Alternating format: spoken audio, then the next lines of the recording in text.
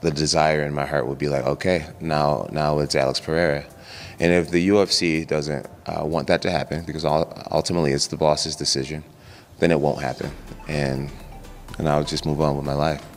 But that's one of the ways I look at it is, would you guys rather lose me or get one more super fight? Me and Dana and Hunter have never sat down and talked about Tom Aspinall. He's never been on my radar. For me, it's like, what's in it for me? He changes nothing if I beat him. So I'm not ducking Tom Aspinall. If I'm being completely honest, I feel like Tom's been such an asshole that I don't want to do business with him.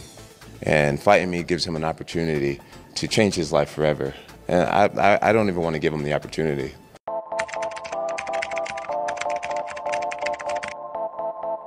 I think that Khamzat's last performance was really, really incredible. It was probably the best performance he's had. You know, submitting a former champion in the first round is an amazing feat. And so I feel like, yeah, he's definitely right there for the title shot. We'll see what the UFC wants to do, but I doubt he fights again before he fights for the belt.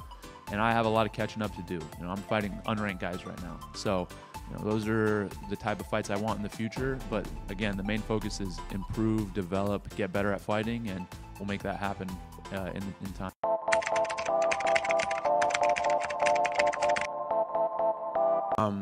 You're going to see a lot different version of me. As I've said, Chandler 1.0 was out for blood. Chandler 2.0 is out for the belt.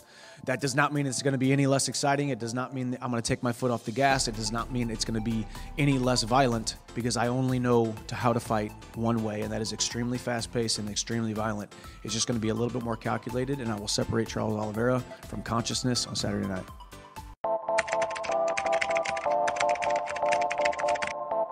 Probably eyeing the lightweight division, which is Ilia Topuria, probably like thinking about fighting Islam Makhachev or maybe Arman Tsarukyan, whoever wins the fight. So how do you see the chances for Ilia in terms of becoming a champion in lightweight, maybe fighting Islam Makhachev, and do you see someday you yourself fighting Ilia Topuria for the lightweight? Ilia is a tough fighter, someone who talks the talk and walks the walk. He's doing things.